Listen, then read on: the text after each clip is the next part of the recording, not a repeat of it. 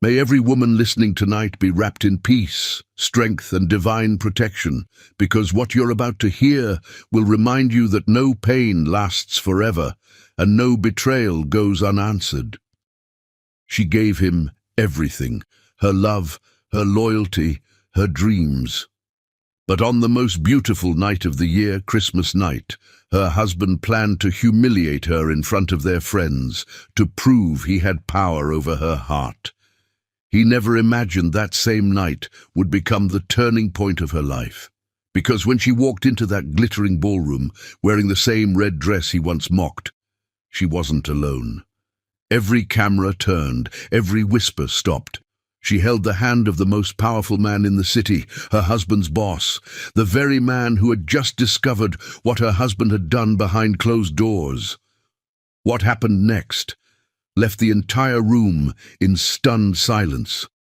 Love turned to fire, humiliation turned to power, and that night she didn't just take back her pride, she took back her destiny. The emerald silk dress hung in the darkness of Julia Angel's closet, like a prayer answered in another lifetime, its fabric still flawless despite the years. Despite everything that had died since Vernon Williams first fastened the delicate clasp at her neck and told her she looked like someone who belonged in his world. She stood before it now in the pre-dawn quiet, her fingers hovering over the silk without touching, afraid that contact might shatter the last fragile memory of when his love felt real instead of performed. That first anniversary dinner seemed impossibly distant now, separated from this moment not just by time, but by the slow erosion of everything she believed about forever.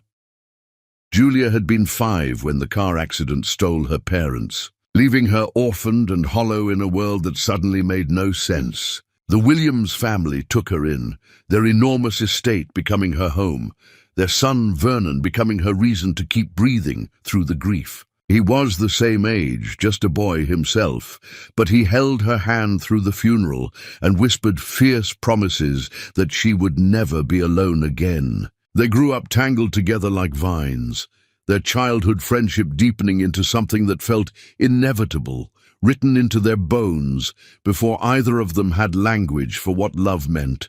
When Vernon proposed at 23, Julia thought the universe was finally giving her back what it had stolen, a family that chose her, a home that could never be taken away. The mirror reflected a woman she barely recognized anymore, someone who had learned to make herself smaller year by year until she practically disappeared into the walls of this mansion. Her face was still beautiful in that way Vernon's mother Constance called pleasant enough, but her eyes held a wariness that had not been there in their wedding photos. She looked like someone bracing for impact, shoulders hunched against blows that might come from any direction. The breakfast table stretched between them like a canyon. Vernon seated at one end with his newspaper raised like a fortress wall. Julia set his coffee down with the silent precision of a ghost. The porcelain meeting, mahogany without sound, because she had learned that even small noises during his morning reading provoked that particular tightening around his mouth that preceded days of punishing silence. The coffee was exactly as he preferred it, 2 sugars dissolved completely, cream added until the liquid reached that specific shade of caramel he never thanked her for achieving. "Your mother called last night," Julia said softly, her voice barely disturbing the thick quiet of the dining room. "She wants to discuss the seating arrangements for the Christmas gala."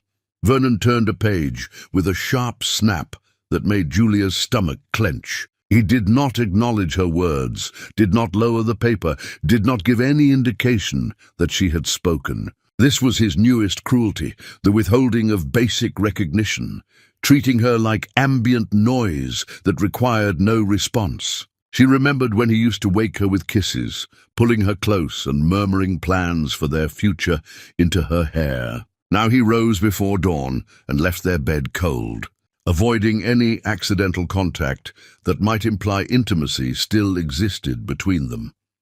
"Vernon?" she tried again, hating the pleading note that crept into her voice. Your mother needs an answer by tonight. Then give her an answer, he said finally, his tone flat and dismissive. You handle those things. That is what you do. The words landed with casual cruelty, reducing her to a function, a role, someone whose entire existence served to manage the tedious details of his life. Julia felt something crack inside her chest. Another small fracture in the foundation she kept trying to shore up with. Hope and patience, and the stubborn belief that the man she married still lived somewhere, beneath this cold stranger's skin, I thought. We could decide together, she said, the words tasting like humiliation even as she spoke them. It is our celebration. Vernon lowered his newspaper just enough to look at her over the top edge, and the expression in his eyes made her wish he had kept it raised. There was nothing there. No warmth, no irritation, no emotion at all. He looked at her the way someone might regard a moderately interesting insect. Briefly noted, then forgotten. Julia, I have actual work to do today, he said with exaggerated patience, as though explaining something simple to someone slow. The seating chart for Mother's party is not something that requires my attention. Handle it however you like. Put yourself at the children's table if that makes you happy. He stood then, folding his newspaper with mechanical precision and tucking it under his arm as he prepared to leave for whatever occupied his days. Meetings and lunches and a life that no longer included space for her except as background decoration. He walked past her chair close enough that she could smell his cologne, that expensive scent she used to bury her face against his neck to breathe in. And he did not pause, did not touch her shoulder, did not acknowledge her presence in any way that suggested she mattered.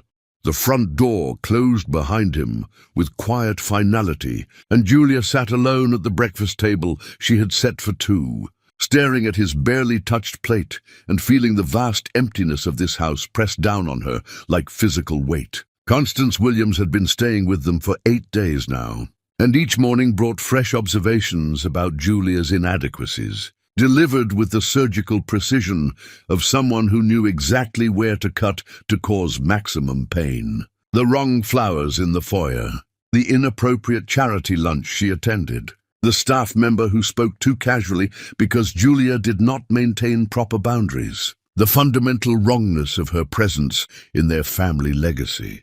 Julia cleared the breakfast dishes herself, needing the simple mechanical task to quiet the chaos in her mind. She had given Vernon everything, her loyalty, her dreams, her entire identity reshaped around his needs and his world. She had made herself into the perfect wife he claimed to want, anticipating his preferences, managing his household, representing his family name at society functions where women like Constance Williams judged her every word and gesture. And somehow it was never enough. She was never enough. The drive to Arnold Enterprises offered temporary escape, the city streets passing in a blur of morning light and traffic that required just enough attention to quiet the endless loop of questions in her head. What had she done wrong? When had Vernon stopped loving her? How did she fix something when she could not identify what had broken? Her desk outside Dan Arnold's corner office represented the only place where her efforts received recognition, where her work mattered beyond whether Vernon's coffee was the right temperature. Dan Arnold himself remained something of an enigma, his reputation for ruthless negotiations in direct contradiction to the gentleness he showed his employees. He remembered details about their lives that seemed impossible for someone managing an empire. He noticed when she stayed late and sent her home with instructions to rest. He looked directly at her when they spoke, actually seeing her in a way Vernon had stopped doing years ago. Julia, I need you in my office, Dan's voice came through the intercom, carrying an unusual weight that made her pulse stutter with undefined dread. She smoothed her skirt and checked her reflection in the dark computer screen, making sure nothing about her appearance suggested the chaos churning beneath her careful composure. Dan's office door felt heavier than usual as she pushed it open, entering a space that smelled like leather and ambition and something else she could not name. Dan stood at his floor-to-ceiling windows, overlooking the city sprawling beneath them like territory conquered through sheer force of will. He turned as she entered, and the expression on his face stopped her breath in her throat. She had never seen him look like this, grave and protective and furious all at once. "Close the door and sit down," he said quietly. "What I'm about to tell you will hurt, but you need to hear it from someone who cares, whether you survive what comes next." Julia's legs carried her to the chair across from his desk without conscious instruction, her body moving on autopilot while her mind raced through terrible possibilities. Dan returned to his desk and opened a drawer, removing a folder that looked thick with documents and photographs, evidence of something she instinctively knew would destroy whatever remained of her carefully constructed life. "Vernon came to see me 3 days ago," Dan began, his voice steady despite the anger simmering beneath each word. "He asked for my advice about how to end a marriage in the most publicly humiliating way possible. He wanted to know how to destroy someone so completely that they would have nothing left in our social circles." The room tilted sideways, air refusing to enter Julia's lungs properly as her brain struggled to process what she was hearing. Vernon wanted to humiliate her, not just leave her, not just end their marriage quietly, but demolish her in front of everyone who mattered in the world they inhabited together. "The Christmas gala," Dan continued, his jaw tight with barely controlled fury. "He plans to serve you divorce papers in front of 300 guests. He wants witnesses to your destruction, photographs that will circulate through every social media platform, proof of your complete devastation for everyone to consume." Julia's hands gripped the armrests of her chair, knuckles white with the effort of staying upright, while everything she believed about her life disintegrated into ash. Vernon, who had held her through her parents' funeral, who promised she would never be alone, who built his entire courtship on the foundation of being her safe place in a dangerous world, was now engineering her most complete annihilation. "There is more," Dan said, pushing the folder across his desk toward her. "Much more, and you need to see all of it before you make any decisions about what happens next."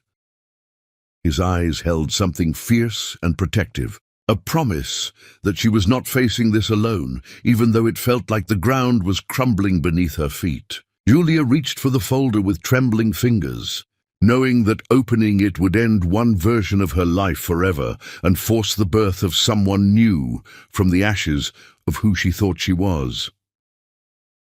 She lifted the folder's cover, and the photographs inside showed her husband with another woman, their bodies intertwined in ways that left no room for innocent interpretation, his face expressing joy she had not seen directed at her in years. The world narrowed to those images, evidence of betrayal so complete it rendered every moment of their marriage a lie, and something inside Julia that had been bending finally snapped clean through.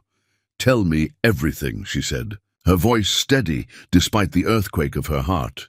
"I need to know exactly what I am dealing with." Dan Arnold leaned forward, and in his eyes she saw not pity but respect, the recognition of someone who understood she was stronger than anyone, including herself, had ever given her credit for being. Chapter 2. The Evidence and the Invitation. The photographs spilled across Dan Arnold's desk like shattered glass, each image cutting deeper than the last. Vernon, with his arms wrapped around a woman whose blonde hair caught sunlight in ways that suggested expensive salons and generational wealth. Vernon kissing her neck at what looked like a yacht club, his hand possessive on her waist. Vernon emerging from a hotel suite, his tie loosened and his expression satisfied in ways Julia had not seen directed at her in years. The woman was Bellamy Ashford, daughter of the kind of old money that made even the Williams family seem like recent arrivals to wealth and privilege. Julia's hands remained steady as she examined each photograph, her mind disconnecting from her body in a strange floating sensation that felt like watching someone else's life implode. She recognized the hotel from a weekend Vernon claimed to be attending a conference. She recognized the yacht club from an afternoon he said was devoted to potential investors. She recognized the restaurant where he was supposed to be having dinner with his attorney. Every lie catalogued and documented, proof that her instincts had been screaming truth, while her heart insisted on believing fiction. "How long?" Julia heard herself ask, her voice sounding distant and clinical. "How long has this been happening?" 18 months, Dan replied, his tone gentle despite the brutality of the information. "I have dated records, credit card receipts, phone logs. Vernon was not particularly careful about hiding it because he never imagined you would have access to someone who could compile this evidence." 18 months. A year and a half of Vernon coming home to her bed after leaving someone else's. A year and a half of calculated deception while she blamed herself for his distance, convinced that if she just tried harder, loved better, made herself more acceptable to his mother, everything would return to how it used to be. Dan slid another document across his desk, this one dense with typed text that Julia's eyes struggled to focus on. "This is the prenuptial agreement you signed before your wedding. Vernon's attorneys drafted it to ensure you would receive almost nothing in a divorce. They were very thorough about protecting the Williams family assets from what Constance called an unfortunate marriage."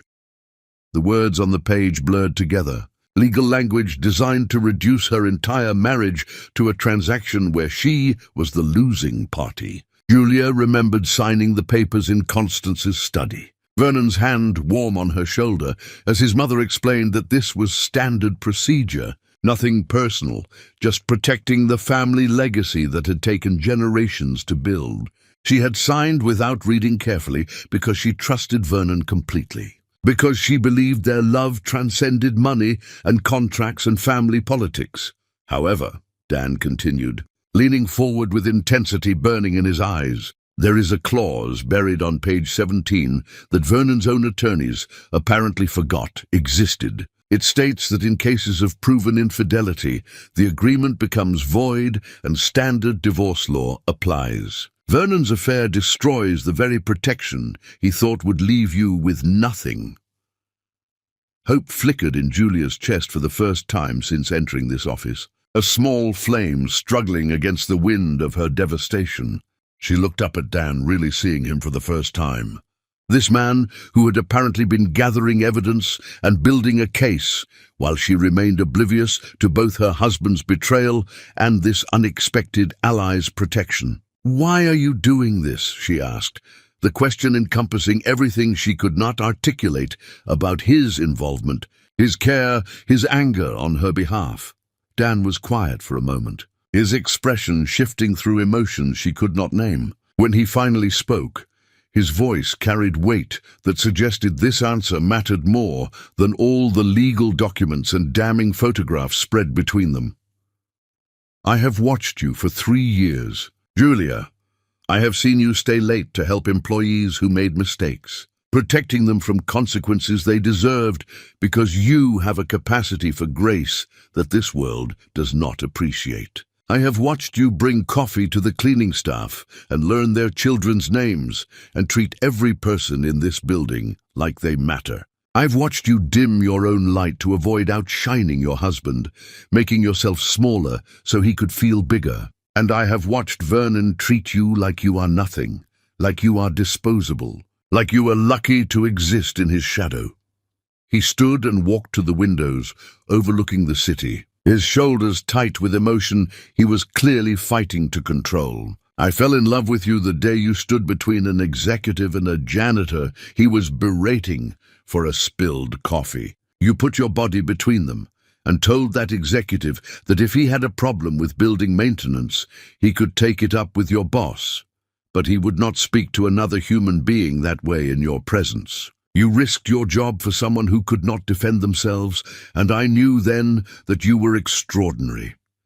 The confession hung in the air between them, dangerous and thrilling and terrifying all at once. Julia's heart hammered against her ribs, her entire understanding of her place in the world shifting like tectonic plates beneath her feet. Dan Arnold, the most powerful man in their city, was telling her he loved her while her marriage crumbled into evidence spread across his desk. "I am still married," Julia said quietly, though even as she spoke the words, they felt hollow. What marriage existed beyond legal papers when respect and fidelity had long since died? "Vernon plans to end that tomorrow night," Dan replied, turning back to face her. "And I am offering you a choice about how that ending unfolds. You can let him humiliate you in front of everyone who matters, or you can walk into that gala on my arm and shift every power dynamic in the room before he has a chance to strike." Julia's mind raced through implications and consequences, imagining herself entering the Williams family Christmas gala with Dan Arnold beside her. Vernon's face when he realized his plan had been intercepted. Constance's fury at losing control of the narrative. The whispers that would spread through 300 guests like wildfire through dry grass. "Everyone will know," she said. Not quite a question, not quite a protest. "Everyone will see that you are not the helpless victim Vernon wants to display," Dan corrected. "They will see that you have allies with real power, that destroying you comes with consequences he never anticipated. They will see you standing with someone who values you instead of kneeling before someone who does not." He returned to his desk and sat down, his eyes never leaving her face. "I am not asking you to love me, Julia. I am not offering rescue or salvation or some fairy tale where I fix your life. I'm offering you partnership, respect, and the resources to fight back against people who believe you are too weak and too alone to defend yourself. What you do with that offer is entirely your choice." Julia looked at the evidence of her husband's betrayal scattered across Dan's desk, feeling the weight of 18 months of lies pressing against her chest. She thought about tomorrow night, about standing in her home while Vernon handed her divorce papers in front of everyone she knew, about becoming the entertainment at her own destruction. She thought about the emerald dress hanging in her closet, a ghost of better days that would never return. She thought about the girl who lost her parents and believed the Williams family was her salvation, not realizing she was trading one kind of orphan status for another. "If I walk in there with you," Julia said slowly, "there is no going back. Vernon will hate me. His mother will destroy whatever reputation I have left. I will become the villain in their story, the ungrateful charity case who betrayed the family that saved her. Or you become the woman who refused to be humiliated," Dan countered. "The woman who stood up instead of bowing down. The woman who discovered she was never the charity case, but always the prize her husband was too blind to value."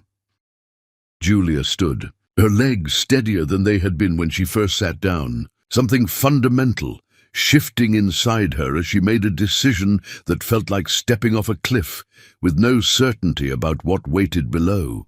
She gathered the photographs and documents, holding the evidence of Vernon's betrayal against her chest like armor.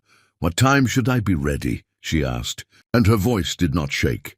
Dan smiled, and it transformed his entire face from severe to warm, pride and admiration clear in his expression. "I will send a car at 7. And Julia, wear something that makes you feel powerful. Tomorrow night, you stop being Vernon Williams's apologetic wife and start being whoever you were always meant to become." Julia walked out of Dan's office with evidence that would change everything tucked under her arm. And for the first time in 18 months, maybe longer, she felt something besides despair stirring in her chest. It felt dangerous and reckless and completely terrifying. It felt like the first breath after nearly drowning. She drove home to the mansion she had tried so hard to turn into something warm, knowing that tonight would be her last night sleeping in the bed she shared with Vernon. The last night of pretending their marriage was something worth saving. Tomorrow she would walk into that gala and watch his carefully planned humiliation turn into his own exposure. And the thought should have filled her with fear, but instead sparked something that felt startlingly like joy. Constance Williams stood in the foyer when Julia entered, her expression cold and evaluating as always, looking at Julia like she was a stain on expensive carpet that required professional removal. The caterer needs final numbers by tonight, Constance said without preamble. No greeting, no acknowledgement that Julia was anything more than staff. And do try to wear something appropriate tomorrow. Simple and understated. This is a Williams family event, not an opportunity for you to draw attention to yourself. Julia looked at Vernon's mother. This woman, who had spent years making her feel inadequate and unwelcome, and felt power surge through her veins like electricity. Tomorrow night, Constance Williams would understand exactly how much attention Julia could draw when she stopped trying to be invisible. "I will handle the caterer," Julia said calmly. "And I promise you, Constance, my outfit will be absolutely unforgettable." Chapter 3. The Transformation Decision. The mansion felt different tonight. Its grand rooms and expensive furnishings suddenly revealed as the gilded cage they had always been. Julia walked through halls she had once believed represented security and belonging, now seeing them as monuments to a family that never truly accepted her, walls built to keep people like her forever aware of their place. Vernon's study door stood partially open, light spilling into the darkened hallway, and she heard his voice drifting out, warm and animated in ways he never sounded when speaking to her. "I cannot wait to see you tomorrow night." "You darling," Vernon said, his tone dripping with affection that made Julia's stomach twist. "Everything is arranged perfectly. By midnight I will be free, and we can finally stop hiding what we mean to each other." Julia stood frozen in the hallway, listening to her husband discuss their divorce like it was a romantic milestone, a barrier between him and his happiness that would soon be demolished. She wondered if Bellamy Ashford knew about the public humiliation Vernon had planned, or if he had sold her a gentler version where Julia simply faded away quietly, grateful for the years she was allowed to play dress-up in a world above her station. "Mother is beside herself with joy," Vernon continued, laughing at something Bellamy said that Julia could not hear. "She has been planning how to introduce you properly to society as my wife, not hidden away like some shameful secret. You are everything she wanted for me, everything I should have chosen from the beginning instead of letting childhood sentiment cloud my judgment." The words should have destroyed her, but instead they crystallized something that had been forming since she sat in Dan Arnold's office, surrounded by evidence of Vernon's betrayal. She was done breaking herself into smaller and smaller pieces, trying to fit into spaces that were never designed to hold her. She was done apologizing for existing, for breathing, for wanting to be treated like she mattered.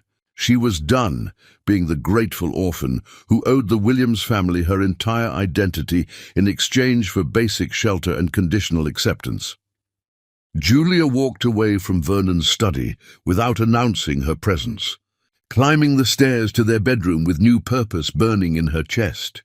She stood before her closet, her hand reaching for the emerald silk dress that represented everything she thought their marriage was supposed to be, then stopped. That dress belonged to a different woman, someone who believed love was enough, who thought devotion could transform itself into belonging. That woman died somewhere in the space between Vernon's cold breakfasts and his warm phone calls to another woman. A knock on the bedroom door made Julia turn, expecting Vernon or his mother, but instead finding the housekeeper Helen, standing in the doorway with an enormous white box in her arms. Helen had worked for the Williams family for decades, watching Julia grow from orphan child to neglected wife, her dark eyes holding kindness that Constance's never would. "This arrived for you," Helen said softly, setting the box on the bed. "No name on the card, but I think you know who sent it." Julia lifted the lid with trembling fingers, tissue paper rustling as she uncovered a gown that stole her breath. Midnight blue fabric flowed like water, the cut simultaneously elegant and powerful, designed to make the woman wearing it impossible to ignore. Beside it lay a simple card in handwriting she recognized from signed documents and brief notes left on her desk. "You were never the problem. You were always the prize he was too blind to see. Wear this tomorrow and show everyone who you really are. Dan." Julia lifted the gown from its box, holding it against her body as she faced the full-length mirror. The woman reflected back looked different somehow, stronger and more certain, like she was seeing her true self for the first time after years of distortion. This dress did not apologize or diminish. It commanded attention and refused to be overlooked. It was everything Constance Williams told her never to be. "He is a good man, that Dan Arnold," Helen said quietly from the doorway. "Better than most of the fancy people who come through these doors pretending their money makes them decent.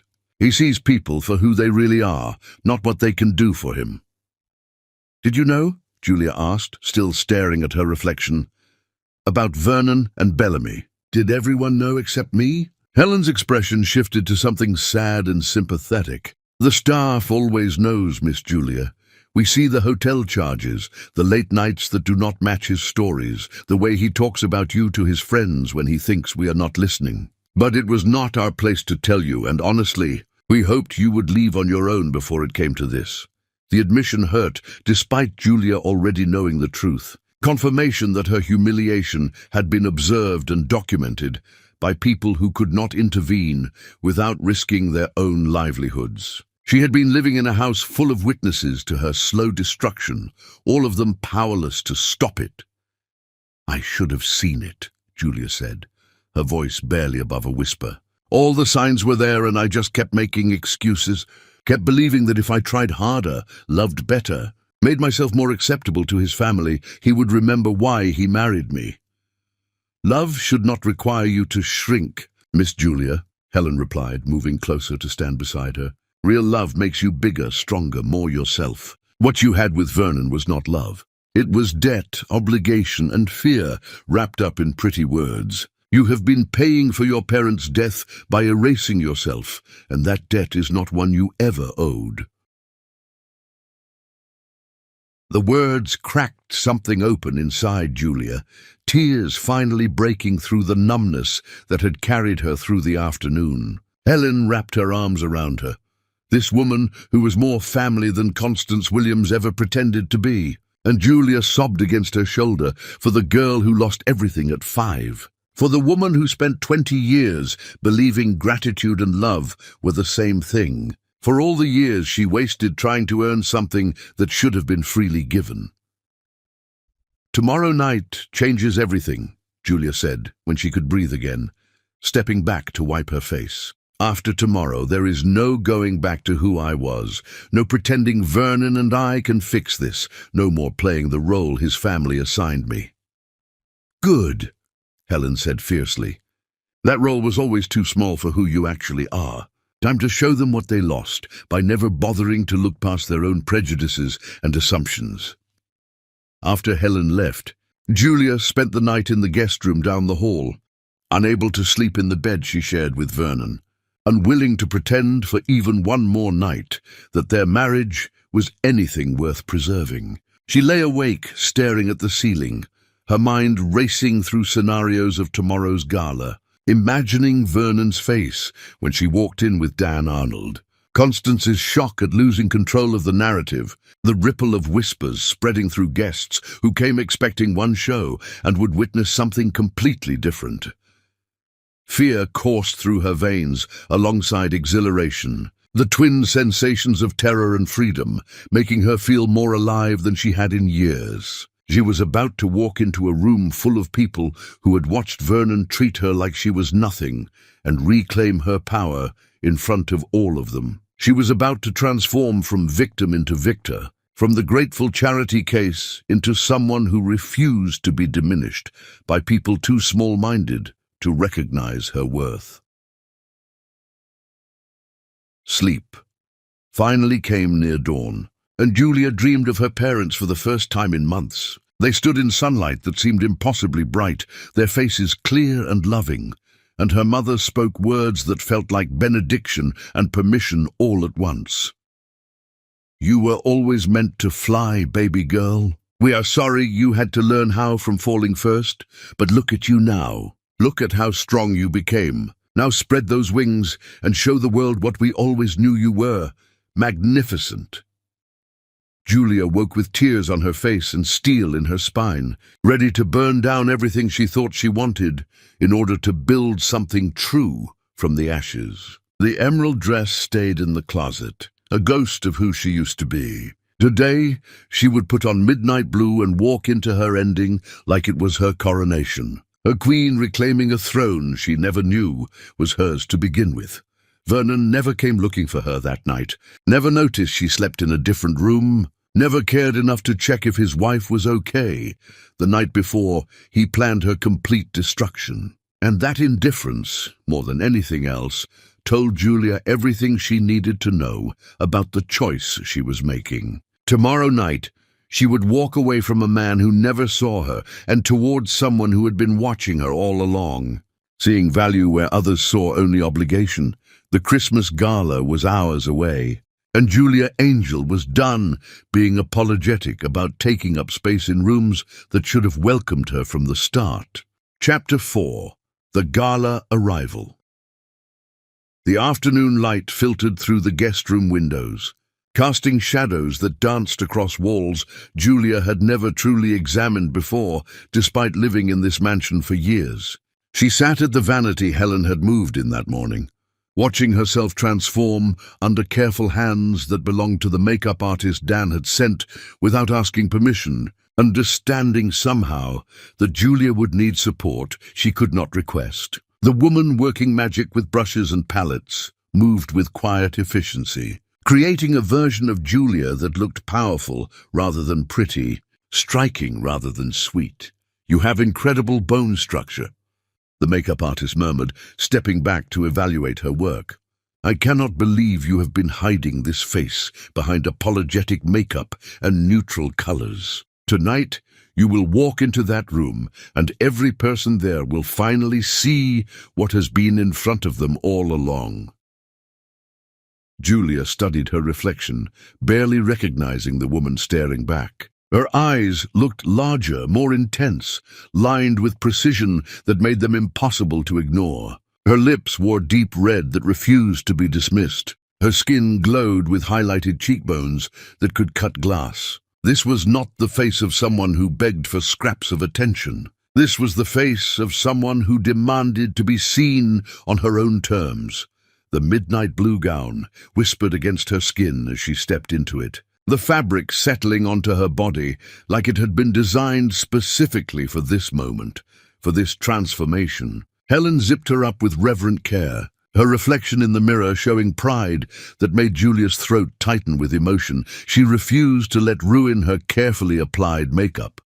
"Your parents would be so proud," Helen whispered, straightening the gown's shoulders. "Not because you are wearing an expensive dress to a fancy party, but because you finally stopped letting fear make you small. That takes more courage than most people ever find."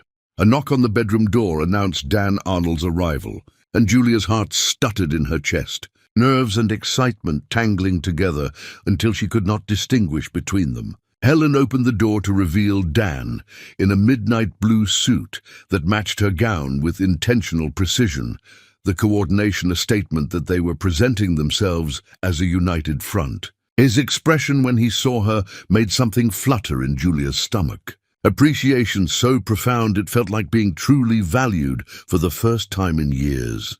"You look absolutely magnificent," Dan said quietly, his voice carrying weight that had nothing to do with the expensive clothes and everything to do with finally being acknowledged as someone worth seeing. "Are you ready to walk into that room and rewrite the ending Vernon thought he was directing?" Julia took a deep breath, squaring her shoulders and lifting her chin in a posture that felt both foreign and natural, like she was remembering something she had forgotten rather than learning something new. "I have been ready my entire life. I just did not know it until yesterday."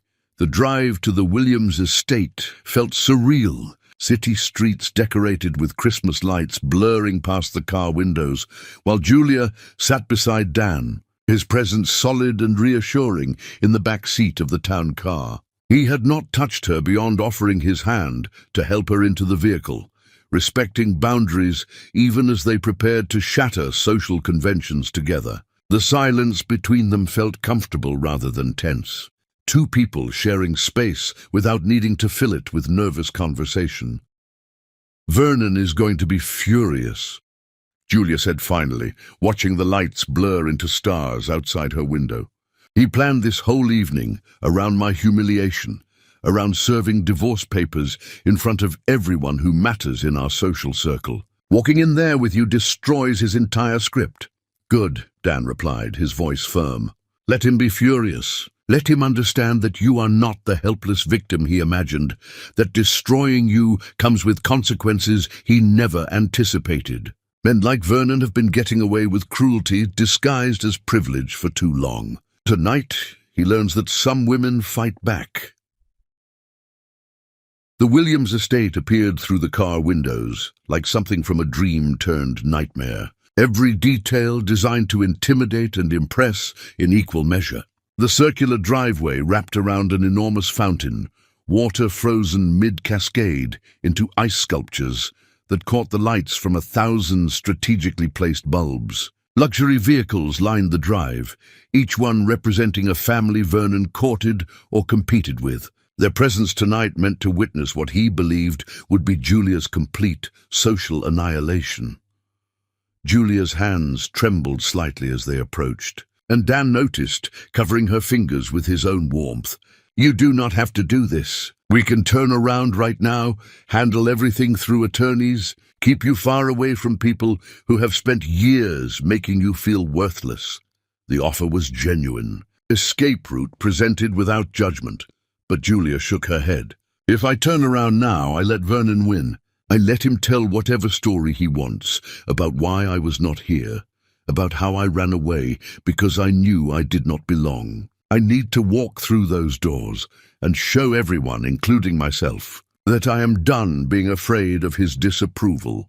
The Williams estate blazed with light when they arrived. Every window glowing like the mansion itself was on fire. Christmas decorations transforming the grounds into something that would photograph beautifully for society pages. Valets stood at attention near the entrance, their eyes widening with recognition as Dan's car pulled up to the circular driveway. Julia felt her pulse quicken, adrenaline flooding her system as reality crashed over her. This was happening. In moments, she would step out of this car and walk into her own ending on her own terms, rewriting Vernon's planned humiliation into her declaration of independence.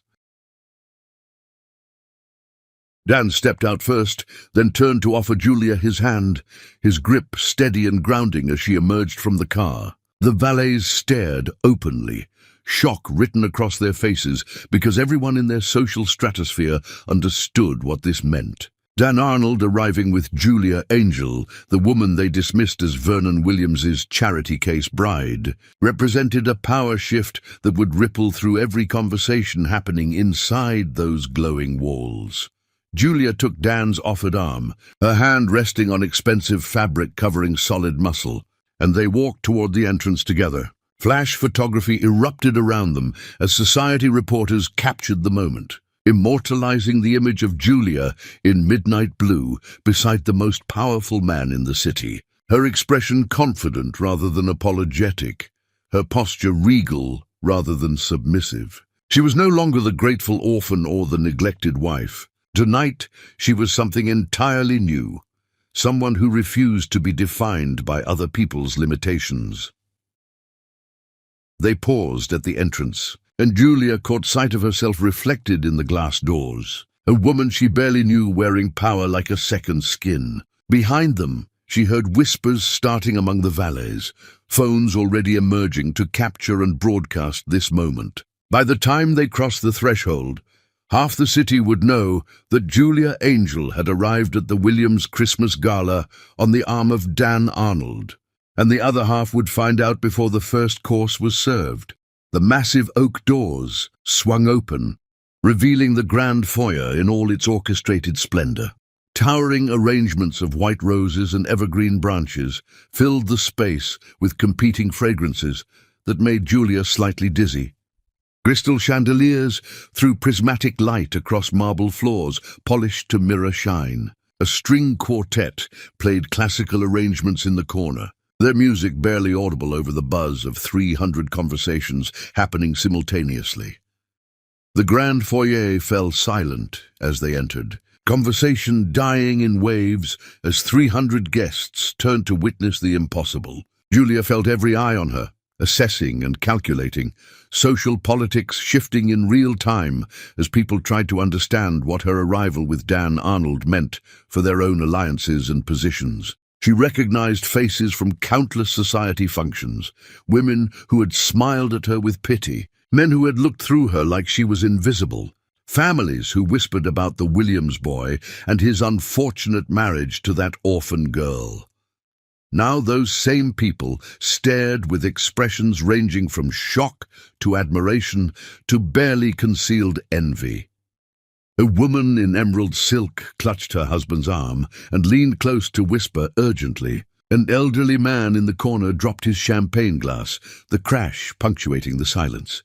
Two young socialites near the staircase had their phones raised, recording every second of this entrance that would define social conversation for months to come. Constance Williams stood near the base of the sweeping staircase, her face frozen in shock that melted into fury as she registered the coordinated midnight blue, the possessive way Dan's hand rested on Julia's lower back, the confidence radiating from the woman she had spent years trying to diminish. She wore pearls that probably cost more than most people earned in a year, and her fingers worried at the strand, as though the beads might offer protection against what was unfolding before her. Julia met Constance's eyes across the foyer, holding her gaze without flinching or apologizing, and watched the older woman understand that everything had changed. The power dynamic that Constance had maintained through constant criticism and strategic humiliation had just inverted completely. Tonight, in front of everyone who mattered in their world, Julia was no longer the charity case desperately seeking approval. She was the woman who walked away and found something infinitely better. Vernon appeared in the archway leading to the ballroom, Bellamy Ashford draped on his arm like expensive jewelry, and the expression that crossed his face made Julia's breath catch. Shock, rage, and something that might have been fear warred for dominance as he stared at his wife standing beside the one man whose favor he had been desperately seeking, the man who could elevate or destroy the Williams family legacy with a single decision. Bellamy looked confused, her delicate features creased with uncertainty as she tried to read the tension suddenly crackling through the room. The walk across that marble floor felt like crossing a battlefield, every step deliberate and measured, her hand steady on Dan's arm as they navigated through guests who parted like water before them. Julia kept her head high, her expression serene despite the chaos of emotions churning in her chest. She was terrified and exhilarated, and more alive than she had felt in years, every nerve-ending firing with the awareness that this moment would define everything that came after. "What the hell do you think you're doing?" Vernon hissed, crossing the foyer with predatory intent, Bellamy trailing behind, looking confused and uncomfortable. He stopped directly in front of Julia, close enough that she could smell his cologne and see the vein pulsing in his temple that appeared when he was truly angry. His hands clenched into fists at his sides, his carefully cultivated composure cracking to reveal the panic underneath. Dan's hand on Julia's back pressed slightly, a silent reminder that she was not alone, that she had backup if she needed it. But Julia found her voice without assistance, words rising from some deep place that had been silent for too long. "I am attending the Christmas gala," Julia said calmly, her voice carrying across the silent foyer with unexpected strength. "As a guest of Dan Arnold, is there a problem with that, Vernon?" Vernon's jaw clenched, his eyes darting between Julia and Dan, clearly trying to recalibrate his plans on the fly. "We need to talk privately, right now." "I do not think we have anything to discuss privately," Julia replied, maintaining eye contact in a way she never had before, refusing to look away first, refusing to give ground. "Anything you need to say to me, you can say in front of our guests." The challenge hung in the air between them, dangerous and thrilling, and Julia watched Vernon struggle with the implications. He had planned to control this evening, to orchestrate her humiliation with careful precision, but she had just seized the narrative and twisted it into something he never anticipated. His face darkened with fury, but before he could respond, Dan Arnold's voice cut through the tension like a blade. "Actually, Vernon, perhaps we should discuss those proposals you sent over last month. The ones requesting a merger with my company to help shore up the Williams family portfolio. I have been meaning to give you my answer."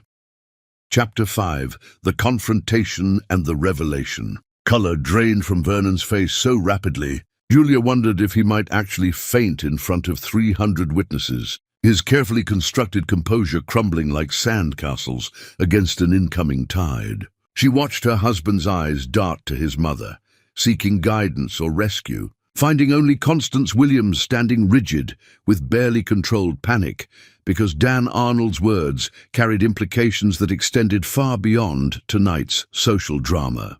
"Perhaps we should take this conversation somewhere more private," Vernon managed, his voice strained with false casualness that fooled no one paying attention. "I am sure our guests would prefer not to be bored with tedious discussions." "On the contrary," Dan replied smoothly, his hand never leaving Julia's back, "I think transparency serves everyone's interests in this situation. You contacted me seeking a merger that would inject substantial capital into Williams family holdings, correct? You presented financial statements suggesting a robust portfolio worth preserving and expanding." Vernon's jaw worked soundlessly, trapped between maintaining his public image and protecting secrets that were apparently about to be exposed. Bellamy Ashford shifted uncomfortably beside him, confusion written across her delicate features as she tried to understand why her evening was unraveling into something that felt dangerous and unpredictable. "Those were preliminary discussions," Vernon said carefully, attempting to salvage control. "Nothing concrete had been decided." "You are absolutely right," Dan agreed, his tone conversational despite the steel underneath. "Nothing was decided because I had my team investigate the Williams family finances before committing resources to what appeared to be a sinking ship disguised as a luxury yacht. The numbers you provided do not match reality, Vernon. Not even close." The ballroom fell into absolute silence, guests pressing closer to hear every word of this unexpected confrontation. Julia felt surreal, watching Vernon's carefully constructed world collapse in real time. Years of arrogant certainty dissolving under the weight of truth he thought buried deep enough to never surface. "I have no idea what you are implying," Vernon blustered, but his voice lacked conviction, his face betraying panic he could not quite mask. "The Williams family has maintained significant holdings for generations." "Had maintained," Dan corrected, his voice cutting through Vernon's protests with surgical precision. "Past tense. Your family burned through generational wealth with remarkable efficiency over the past decade. Bad property investments, lifestyle expenses that far exceeded income, loans taken against assets that were already leveraged beyond sustainability. The Williams empire is a facade maintained through credit and connections, but the foundation rotted away years ago." Constance Williams made a sound, somewhere between a gasp and a growl, her carefully maintained composure shattering as her family's carefully guarded secrets spilled into public consciousness. Guests whispered and photographed, social media lighting up with real-time updates about the Williams family's spectacular implosion, the scandal spreading like wildfire through networks that lived for exactly this kind of downfall. "You have no proof of these ridiculous accusations," Constance snapped, her voice shaking with fury and fear. "You cannot come into our home and spread vicious lies designed to damage our reputation." Dan reached into his jacket pocket and removed a document that he unfolded with deliberate care, his expression neutral despite the bomb he was clearly about to detonate. This is a summary of financial records compiled by forensic accountants. It details falsified loan applications, inflated asset valuations, and tax irregularities spanning the last 7 years. Vernon has been presenting himself as financially secure while actively defrauding potential partners and investors. Vernon lunged forward, reaching for the document with desperation that confirmed its authenticity more clearly than any verbal admission. Dan stepped back smoothly, keeping the papers out of reach, while Julia stood frozen beside him. Watching her husband revealed himself as not just unfaithful, but fundamentally dishonest in ways that extended far beyond their marriage. "Where did you get those?" Vernon demanded, his voice rising with panic that attracted even more attention from guests who now had their phones raised, recording every moment for posterity and social media virality. "Those are private financial records. You have no legal right to access them." "I had every legal right once you formally requested a merger," Dan replied calmly. "Due diligence is standard procedure for any serious consideration.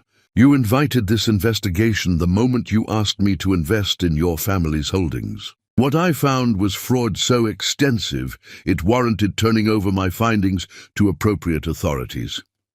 The implications crashed over Julia like a physical wave, understanding, finally catching up to the reality unfolding around her. Vernon had not just betrayed their marriage. He had been committing crimes, risking everything on lies and manipulation, building a life on foundations that were always destined to collapse. She thought back to all the times he seemed stressed about money, the whispered phone calls with attorneys, the late nights in his study that she attributed to work pressure. He had been scrambling to keep his house of cards standing while planning her public humiliation, believing that destroying her would somehow solve problems that had nothing to do with their marriage. "You knew," Vernon said suddenly, his attention snapping to Julia with accusation burning in his eyes. "You knew about this and brought him here tonight to destroy me in front of everyone." Julia felt something shift inside her chest. The last remaining threads of connection to Vernon, severing cleanly as she recognized the man standing before her, was a stranger who had always been a stranger. His childhood promises nothing more than tools of manipulation deployed by someone who viewed people as resources to be used rather than humans to be valued. "I knew you were planning to serve me divorce papers tonight," Julia said clearly, her voice steady despite the adrenaline making her hands tremble. "I knew you wanted to humiliate me in front of everyone who matters in our social circle. I knew about your affair with Bellamy, about the 18 months of lies while I blamed myself for your distance. What I did not know was the extent of your financial crimes, though I suppose I should not be surprised that your dishonesty extended beyond our marriage." Bellamy made a small sound of distress, her face pale as she processed the information about affair duration and Vernon's original plans for tonight. She looked between Vernon and Julia, clearly trying to reconcile the romantic narrative Vernon must have sold her with the ugly reality now on display. "You were going to serve her divorce papers tonight," Bellamy repeated, her voice small and uncertain. "You told me your marriage was already over, that you were just waiting for the right moment to make it official. You said it would be quiet and respectful." It appears Vernon's version of respectful differs significantly from most people's understanding, Dan observed dryly. He planned to have Julia served in front of 300 guests, ensuring her humiliation was witnessed and photographed for maximum social damage, destroying her reputation completely while elevating you as his new wife seemed to be the goal. Bellamy stepped away from Vernon like he had suddenly become toxic, her expression shifting from confusion to horror as she understood how thoroughly she had been deceived. "You told me she knew, that you had both agreed to end things amicably. You said she would not be at the gala tonight because she wanted to avoid awkwardness." Vernon reached for Bellamy's arm, attempting damage control, but she jerked away from his touch with visible disgust. "Do not touch me. I will not be part of whatever sick game you are playing. My family has a reputation to protect, and I refuse to be associated with someone who treats people this way." She turned and walked toward the entrance with her head high, and Julia felt unexpected kinship with this woman she had considered her rival just hours ago. They were both victims of Vernon's manipulation, both deceived by someone who viewed relationships as transactions designed to benefit only himself. "This is your fault," Vernon hissed at Julia, his mask finally dropping completely to reveal raw hatred underneath. "I gave you everything. I took you in when you had nothing, made you part of my family, gave you a life you could never have achieved on your own. And this is how you repay me? By destroying everything I built?" The accusation hung in the air, and Julia felt fury ignite in her chest, burning away the last remnants of self-doubt and misplaced guilt. She stepped forward, closing the distance between them until they stood face to face, and when she spoke, her voice carried across the silent ballroom with absolute clarity. "You gave me nothing, Vernon. You took an orphaned child and turned her into a debt that could never be repaid. You made me believe that being chosen was the same as being loved, that gratitude and devotion were enough to earn basic respect. You spent years making me smaller so you could feel bigger, destroying my confidence so I would never question your treatment of me. But I am done shrinking for your comfort, done apologizing for existing, done accepting crumbs of affection from someone who never valued what he had."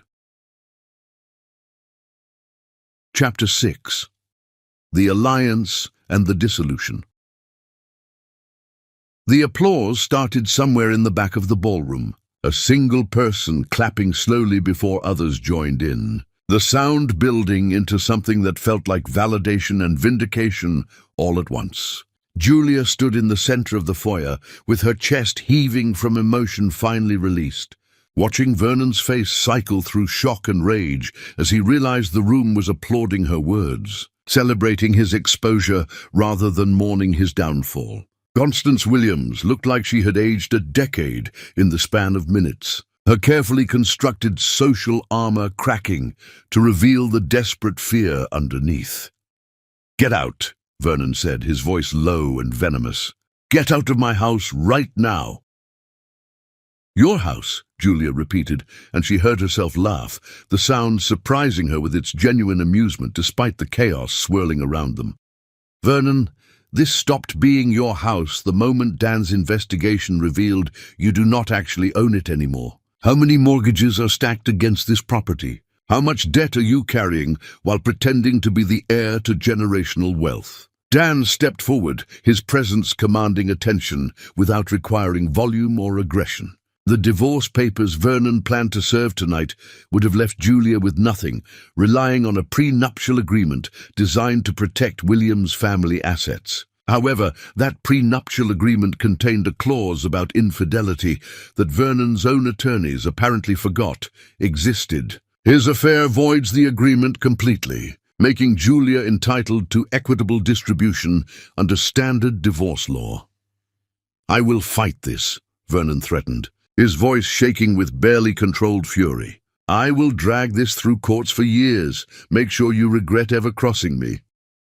"You are welcome to try," Dan replied mildly, "though I should mention that my legal team has already filed paperwork on Julia's behalf. By Monday morning, restraining orders will prevent you from dissipating any remaining assets, and forensic accountants will be going through every transaction you have made in the past decade. Given what we have already found, I imagine criminal charges are inevitable."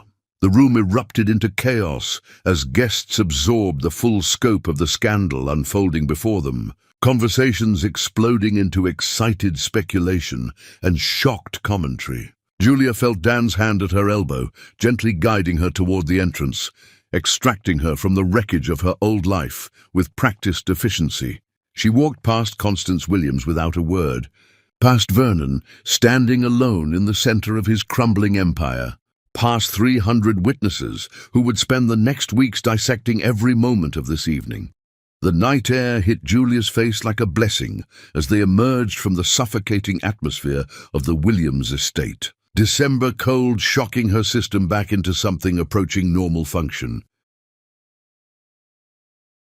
Dan's car waited at the entrance, and he handed her into the back seat with the same careful attention he had shown all evening, his presence solid and grounding while everything else spun out of control. "Are you all right?" Dan asked once they were moving. His voice gentle in the darkness of the car. Julia considered the question, examining her internal landscape for damage and finding instead something that felt surprisingly like relief. "I should be devastated. My marriage just imploded publicly. My husband was exposed as a criminal and a liar.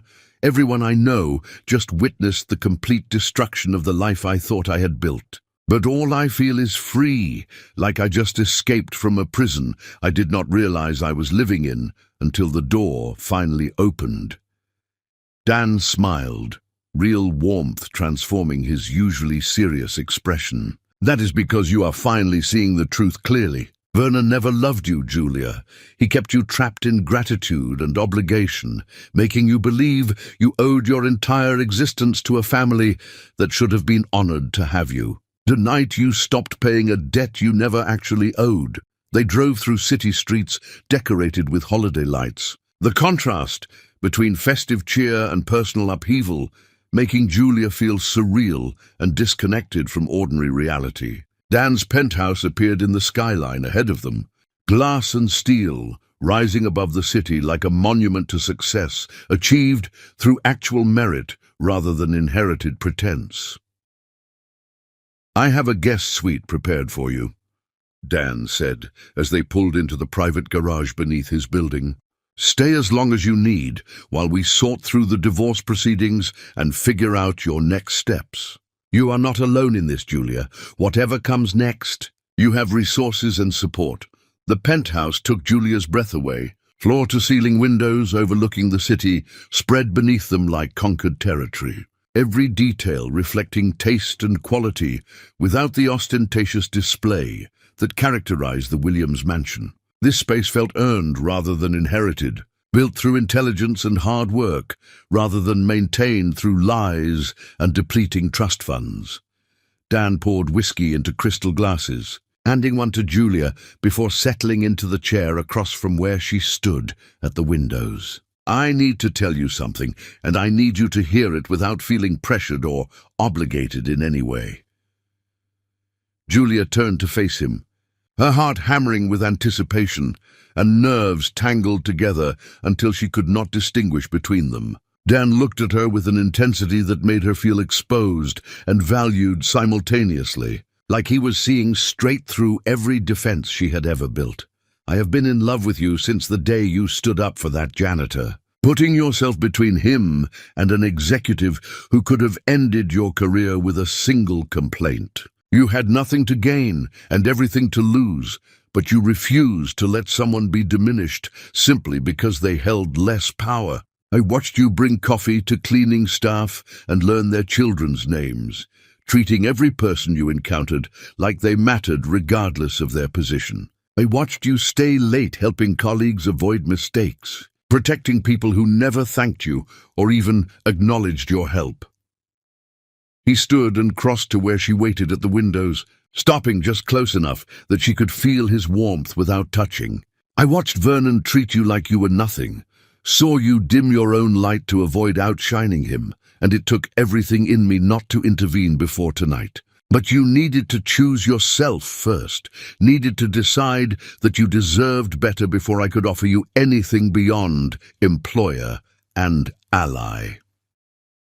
Julia's throat tightened with emotion, tears threatening carefully applied makeup as Dan's words washed over her like absolution. "I am still married, legally if not emotionally. Vernon will make the divorce as ugly as possible out of spite. I come with nothing but debt and scandal and a social reputation that just got demolished in front of everyone who matters." "You come with strength, intelligence, grace, and a capacity for kindness that this world desperately needs," Dan countered. Everything else is just logistics we can handle together if you choose to let me be part of whatever comes next. I'm not offering rescue, Julia. I'm offering partnership with someone I respect and admire. Someone who has proven she can survive anything and emerge stronger.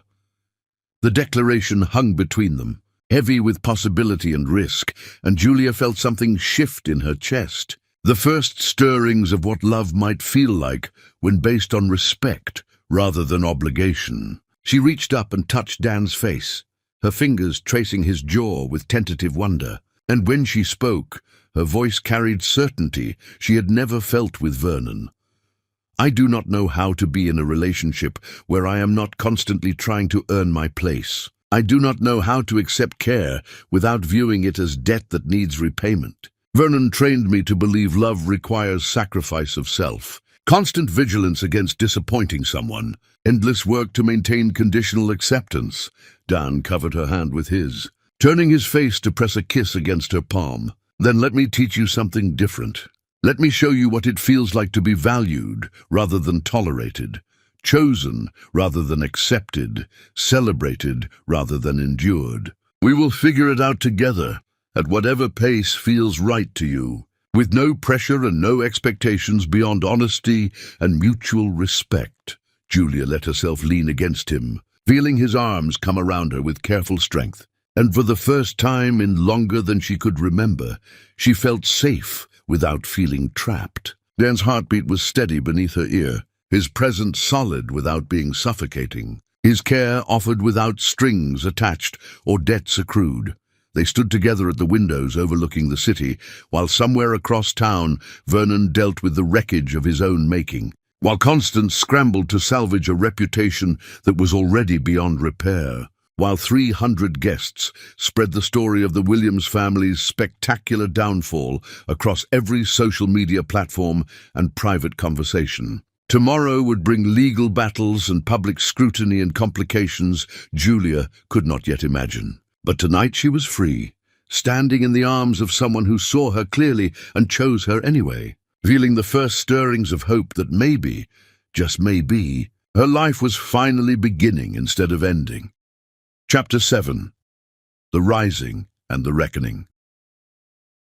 Morning light filled Dan's penthouse with golden warmth, and Julia woke in the guest suite feeling disoriented until memory crashed over her like a wave. The gala, Vernon's exposure, her public confrontation, the end of everything she thought her life was supposed to be. She expected to feel devastated, broken by the loss of her marriage despite its toxicity, but instead she felt something closer to exhilaration, like she had been holding her breath underwater for years and finally broke the surface, gasping for air that filled her lungs with possibility. Her phone sat on the nightstand where she had left it, and when she finally gathered courage to look at the screen, she found hundreds of notifications waiting. Text messages from people she barely knew, emails from acquaintances she had not spoken to in years, social media mentions that seemed to multiply even as she scrolled through them. The Williams family Christmas gala had become the most talked about event of the season, video clips and photographs circulating with commentary that ranged from supportive to vicious to merely curious. Most surprising were the messages from women thanking her for speaking truth they recognized in their own lives. Wives of powerful men who understood what it meant to make yourself smaller, to accept cruelty disguised as love, to stay trapped in situations that slowly destroyed you from the inside. They wrote about watching her confrontation with Vernon and feeling something shift in themselves, permission to imagine different endings to their own stories. I wondered if you would sleep through the morning.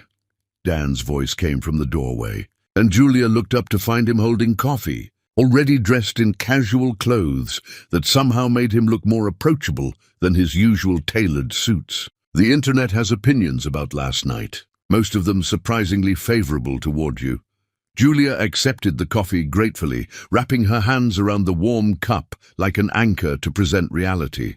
I thought I would be vilified as the ungrateful charity case who betrayed the family that saved her. Constance Williams has spent years building that narrative. Constance Williams spent years underestimating how many people see through her pretensions, Dan replied, settling into the chair near the bed with his own coffee. The old guard of society might clutch their pearls about propriety and loyalty, but everyone else recognizes courage when they see it. You stood in front of 300 people and refused to be diminished. That resonates with more people than you realize. A knock on the penthouse door interrupted their conversation, and Dan rose to answer it, returning moments later with his attorney, a sharp-eyed woman named Patricia, who carried herself like someone accustomed to winning battles most people did not even know were being fought. She settled onto the sofa with a briefcase full of documents, her expression serious but not unkind as she directed her attention to Julia.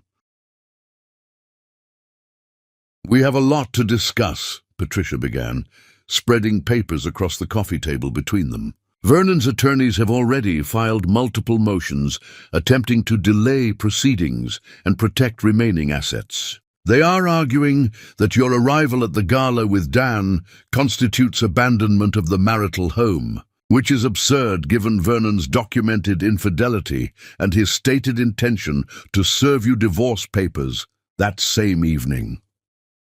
Julia listened as Patricia outlined the legal strategy, explaining how Vernon's own recorded conversations and documented affair destroyed the prenuptial agreement he thought would protect him. The Williams family was scrambling to hide assets, transferring property titles and draining accounts, but Dan's forensic team had been tracking their movements for weeks, documenting every desperate attempt to avoid accountability.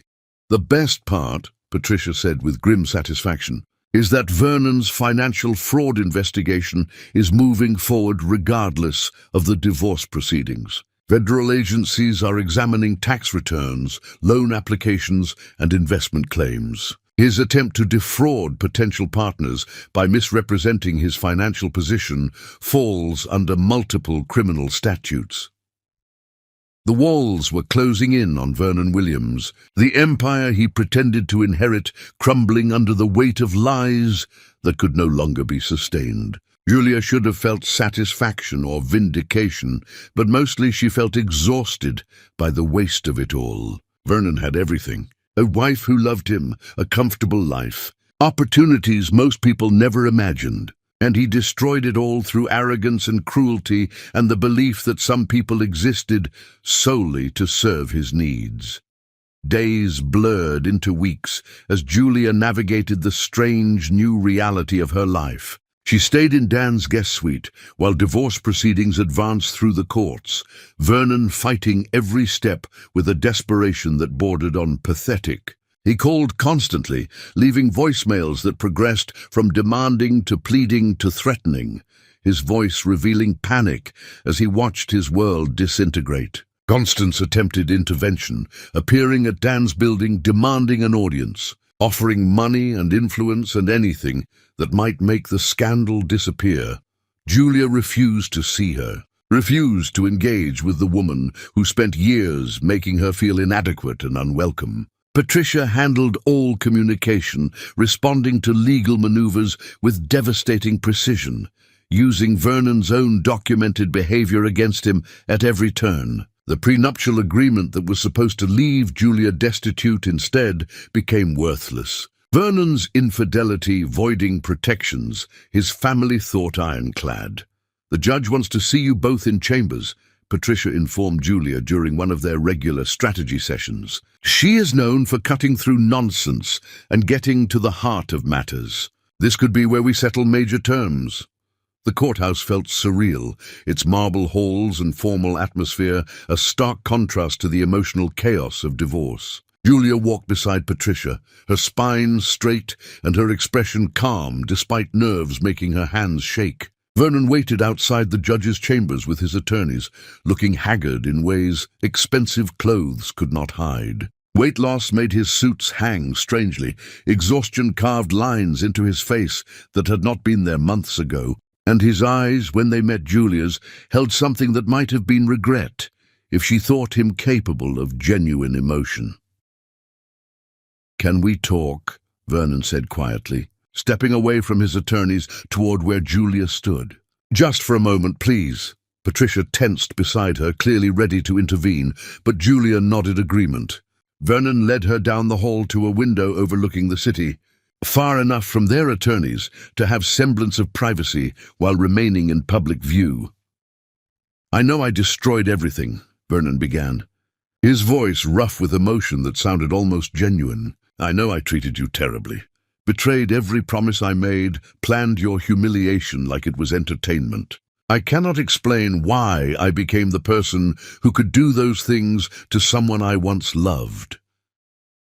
"You never loved me," Julia said simply, the words carrying no heat or accusation, just statement of fact she had finally accepted. "You loved the idea of saving me, the gratitude you thought I owed you, the control you had over someone dependent on your family's charity. When I started wanting things for myself, when I stopped being grateful enough, I became inconvenient rather than convenient." Vernon flinched at the assessment, unable to deny truths laid bare between them. "I'm going to lose everything. The house, the family reputation, probably my freedom when the criminal charges are finalized. I will be lucky to avoid prison. That is not my problem to fix," Julia replied, keeping her voice steady despite unexpected pity stirring in her chest. "You made choices, Vernon. You chose cruelty over kindness, lies over honesty, destruction over building something real. These consequences belong to you." "I am sorry," Vernon whispered, and tears actually tracked down his face, genuine or performed she could not tell and no longer cared to determine. "For whatever it is worth now, I am truly sorry for every way I hurt you." Julia looked at the man she married, seeing him clearly for perhaps the first time in their entire relationship. He was not a villain in some dramatic story, just a flawed human who chose badly again and again until those choices left him alone and broken. She felt no satisfaction in his suffering, no joy in his downfall, just weariness at the waste of it all. "I hope you find peace someday, Vernon. I hope you learn to value people before you lose them, rather than after. But I cannot be part of your journey toward redemption. That work is yours to do alone." She walked back to where Patricia waited, leaving Vernon standing at the window, and did not look back. The judge's chambers were severe and professional, her sharp eyes assessing Julia and Vernon with the practiced evaluation of someone who had witnessed countless marriages dissolve into their component parts, of hurt and resentment and property division. The settlement negotiations were brutal and efficient, Patricia advocating for Julia with fierce precision, while Vernon's attorneys tried desperately to salvage something from the wreckage. In the end, Vernon agreed to terms far more generous than his original prenuptial agreement would have allowed, desperation making him cooperative in ways arrogance never would have permitted. Julia would receive substantial assets, enough to live comfortably independent of anyone's charity, enough to start fresh without the weight of financial vulnerability pressing on her chest. Walking out of the courthouse into afternoon sunlight, officially separated from Vernon Williams, with divorce finalization just weeks away, Julia felt the last chains fall away from her ankles. Chapter 8. The Media Storm and the Transformation. The story exploded across every platform imaginable, morphing from society scandal into something larger that captured public imagination in ways no one anticipated. Morning Talk shows devoted segments to analyzing the Williams family gala, relationship experts and social commentators dissecting every aspect of what transpired. Julia's name trended alongside hashtags about empowerment and standing up to manipulation. Her confrontation with Vernon replayed millions of times by people who saw their own struggles reflected in her words. Interview requests flooded in from major networks, magazines and podcasts, everyone wanting the exclusive story of the woman who stood up to old money privilege and won. Patricia advised caution, warning that public attention cut both ways, but Dan encouraged Julia to tell her story on her own terms rather than letting others control the narrative. After careful consideration and multiple strategy sessions, Julia agreed to one major primetime interview with a respected journalist known for fairness rather than sensationalism.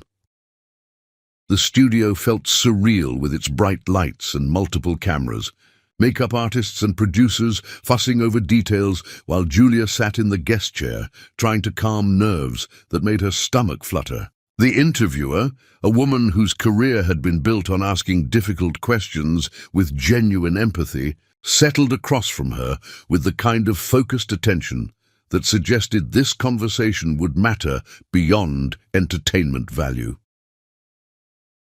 "Thank you for sitting down with us," the interviewer began once cameras were rolling. "Your story has resonated with millions of people, particularly women who see themselves in your experience. Let's start with the question everyone wants answered. What gave you the courage to walk into that gala with Dan Arnold, knowing you were about to detonate your entire life?"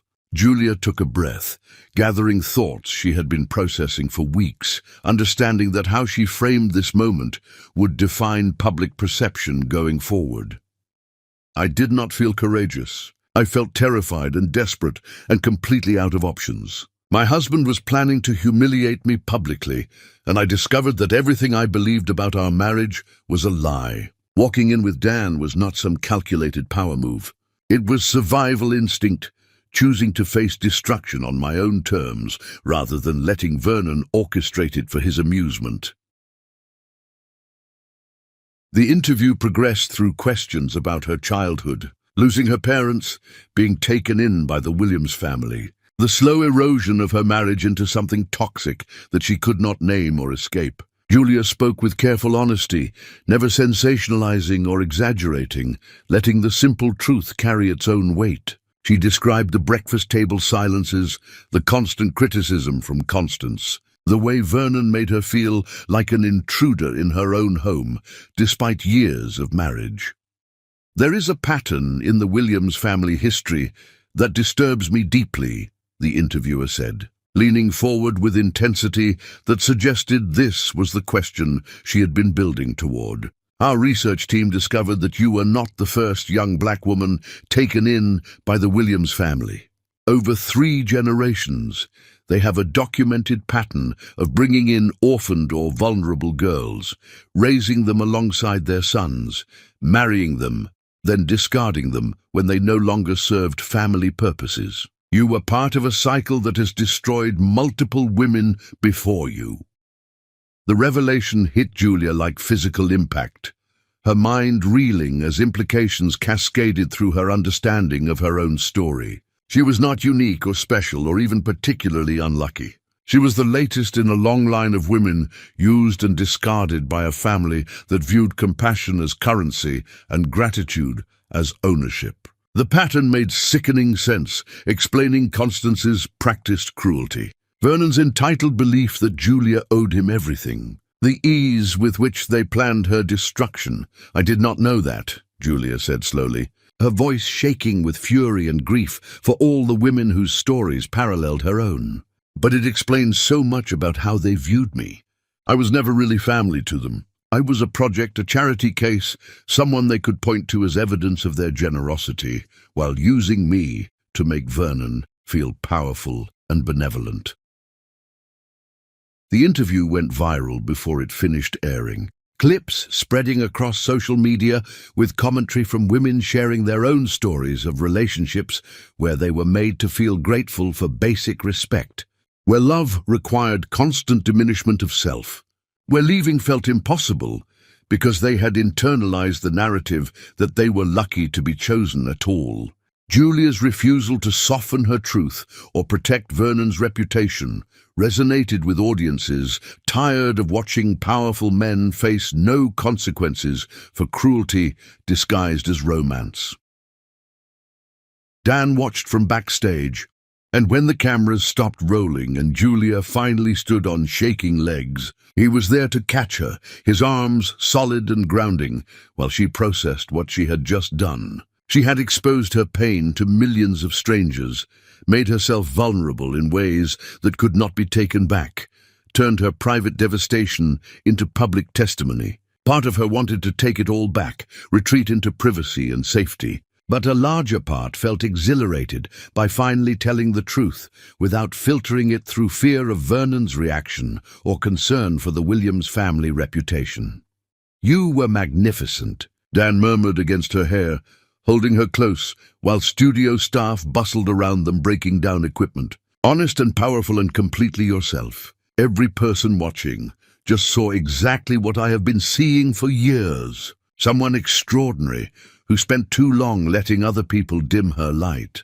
The weeks following the interview transformed Julia's life in ways she could not have predicted. Women reached out, sharing their stories, asking for advice, seeking hope that escape was possible. Domestic violence organizations invited her to speak, recognizing that her story represented emotional abuse patterns that too many people failed to recognize until they were deeply trapped. She stood at podiums in community centers and college campuses, telling audiences that love should not require you to shrink, that healthy relationships expand rather than constrain, that leaving takes courage, but staying in situations that destroy you takes even more.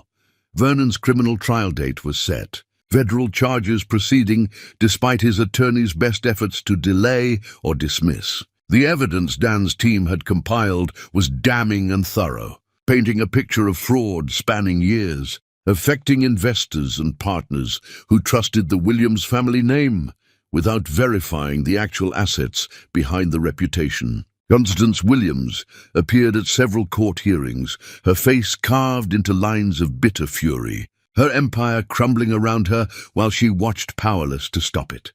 The divorce finalized on a Tuesday morning with minimal fanfare, a judge signing papers that officially ended Julia's marriage to Vernon Williams and returned her legal independence. She walked out of the courthouse no longer Mrs. Williams, no longer tied to a family that never truly accepted her, free to build whatever life she wanted without obligation or debt to anyone.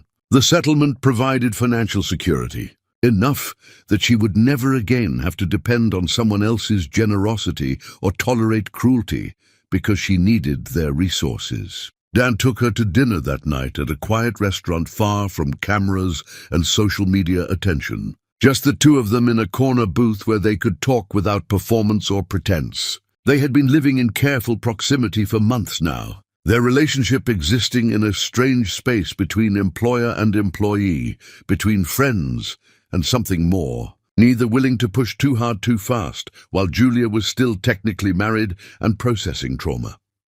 "I want to offer you something," Dan said over dessert, his expression serious in ways that made Julia's heart race with anticipation and nerves. "Not a job, though that offer still stands if you want it. Not a relationship, though that door is open whenever you feel ready to walk through it. I want to offer you partnership in creating something that matters, using resources and influence to help women escape situations like yours before they lose years of their lives to people who do not value them." He slid a folder across the table, and inside, Julia found plans for a foundation dedicated to supporting women leaving abusive relationships, providing legal resources and financial assistance and community that could replace the isolation abuse thrived in. Dan had outlined potential programs and funding sources, but left blank spaces where Julia's vision could shape direction and priorities. "I want you to build this with me," Dan continued, his voice carrying weight that had nothing to do with money or power and everything to do with genuine belief in her capacity. "Not as my employee or assistant or someone executing my vision, as my equal partner, someone whose experience and insight are invaluable, someone who understands what these women need because you lived it." Julia stared at the folder, feeling tears blur her vision as she processed what Dan was offering. Not rescue or salvation or another version of owing someone for basic opportunities. Partnership, collaboration, a chance to transform her pain into purpose and her survival into something that could help others. She looked up at Dan, seeing him clearly without the fog of trauma and transition that had colored every interaction since that first conversation in his office. "Yes," she said simply. "Yes to building this foundation together. Yes to whatever comes next with you." Yes, to finally allowing myself to imagine a future that is not defined by what Vernon took from me, but by what I choose to create. Dan's smile transformed his entire face, and when he reached across the table to take her hand, Julia let herself feel the warmth of connection without analyzing whether she deserved it or worrying about invisible strings attached. Chapter 9. The Foundation and the Future. The foundation took shape in a restored brownstone near the community center, where Julia had spent so many Saturdays teaching young women to value themselves. The building's history of housing families escaping difficult circumstances, feeling symbolically appropriate for its new purpose. Julia threw herself into the work with passion she had never been allowed to express in her marriage. Designing programs and hiring staff and creating systems to help women navigate the complicated process of leaving relationships that had convinced them they were nothing without their partners. Dan watched her flourish with obvious pride, never inserting his vision over hers, never making her feel like she needed his approval for decisions she was fully qualified to make. Their working relationship evolved into genuine partnership. Hours spent debating strategies and refining approaches, challenges tackled together rather than her solving problems alone while trying not to bother him. For the first time in her adult life, Julia understood what it felt like to be valued for her mind rather than tolerated despite it. The Foundation's opening gala was everything the Williams Christmas party was not. An evening celebrating survival and strength rather than displaying wealth and privilege. Women who had escaped abuse spoke about their journeys. Staff outlined programs that would provide legal representation and financial counseling and community support. Julia stood at the podium in a dress the color of sunrise, her voice steady as she told her own story one more time, understanding that repetition served purpose even when exhausting. "I thought love required sacrifice," Julia said to the crowded room. "I believed that being chosen meant being grateful, that devotion was measured in how much of yourself you were willing to erase to make someone else comfortable. I spent years shrinking to fit into spaces that were never designed to hold me fully, apologizing for needing things that all humans deserve. Respect, honesty, care that does not come with conditions attached. Tonight, we launch something that I wish had existed when I needed it most. A place where women can find resources without judgment, support without strings. Community that reminds them they were never the problem."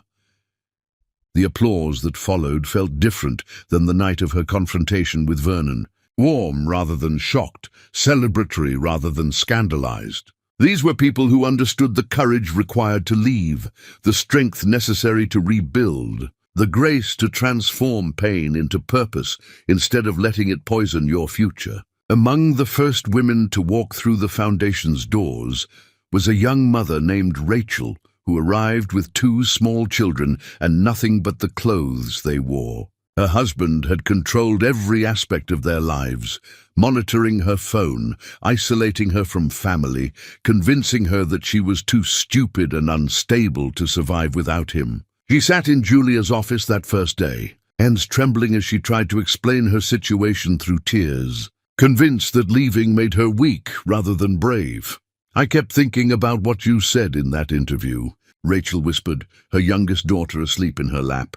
"About how love should not require you to shrink. My daughter is 5 now, the same age you were when you lost your parents. I looked at her yesterday and realized I was teaching her that this is what love looks like, that women apologize for breathing, that we accept cruelty because we are grateful someone chose us. I could not let her learn those lessons."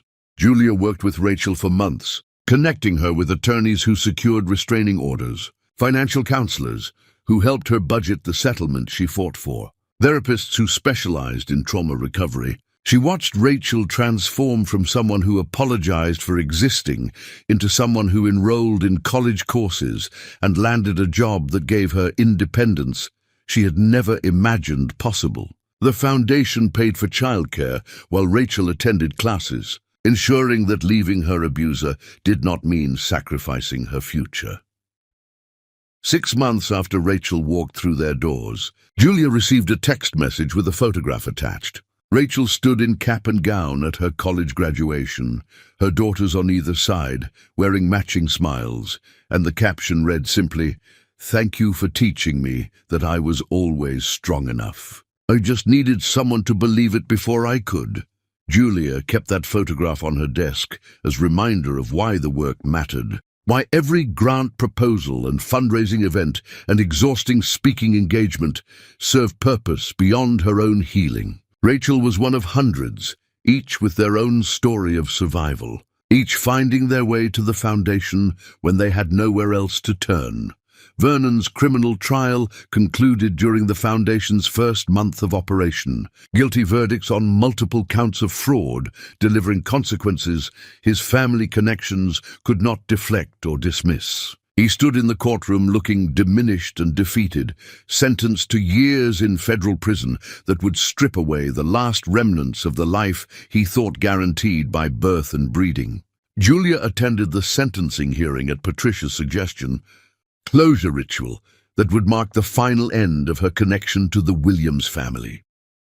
Vernon turned to look at her before being led away, and in his eyes she saw genuine remorse mixed with resignation that he had destroyed his own life through choices no one forced him to make.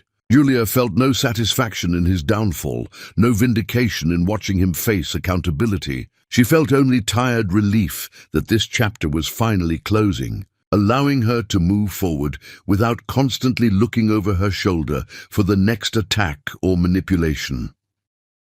Constance Williams lost everything that mattered to her, social standing evaporating as the Williams family history of exploitation became public knowledge, friends abandoning her with the same casual cruelty she had shown to Julia and countless women before her. The mansion was seized to pay restitution, family treasures auctioned off to compensate victims of Vernon's fraud. Constance moved into a modest apartment, her glory days reduced to memories that no one wanted to hear anymore. Her name associated not with prestige, but with systematic abuse disguised as charity.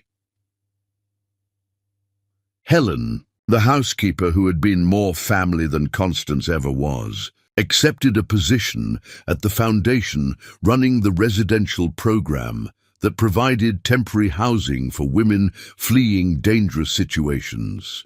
She brought decades of wisdom and a grandmother's fierce protectiveness, creating a space that felt safe and warm rather than institutional and cold. "You did what none of the others could," Helen told Julia during a quiet moment in the foundation's kitchen. "You broke the cycle. You exposed the pattern. You made sure no more girls would be groomed and married and destroyed by that family. That matters more than you probably realize." The relationship between Julia and Dan evolved naturally over months of partnership, their connection deepening without dramatic declarations or pressure to move faster than felt right. They had dinner together most evenings, sometimes at restaurants, but more often in Dan's penthouse kitchen where they cooked side by side and talked about everything from foundation strategy to childhood memories to dreams neither had voiced before. One evening, while chopping vegetables for a pasta dish Dan was attempting to perfect, Julia found herself laughing at a story he told about his first failed investment, a restaurant that collapsed within months because he knew nothing about the food industry. The sound of her own laughter surprised her, genuine joy bubbling up without the immediate fear that it would be criticized or dismissed. Dan paused in his cooking to watch her, his expression soft with affection that required nothing from her in return. "I like hearing you laugh," Dan said simply. "It reminds me that happiness is supposed to be easy, not something you earn through constant vigilance. Those small moments build trust more effectively than any grand gesture could have. Daily proof that Dan meant what he said about partnership and equality. He never raised his voice when they disagreed about foundation strategy. He never made her feel foolish for asking questions or challenging his assumptions. He never kept score of who contributed more or demanded gratitude for supporting her dreams. Dan told her about his own past, growing up poor in a neighborhood where success seemed impossible, building his wealth through relentless work and strategic risks that could have destroyed him if they failed. He understood hunger in ways Vernon never would, knew what it meant to fight for everything you achieved, rather than assuming it was owed by virtue of birth. His respect for Julia came from recognizing her resilience rather than pitying her vulnerability, seeing her as someone who had survived storms that would have sunk people with less strength. They were sitting on Dan's terrace, watching the city lights blur into stars, when he finally asked the question Julia had been both hoping for and dreading, their relationship existing in comfortable ambiguity that would eventually need definition. "I want to be with you," Dan said quietly, his hand finding hers in the darkness between their chairs. "Not as friends or colleagues or housemates who happen to share space. I want a real relationship with you, Julia, but only if that is something you want too. Only if you are ready for something that is yours by choice rather than circumstance or gratitude."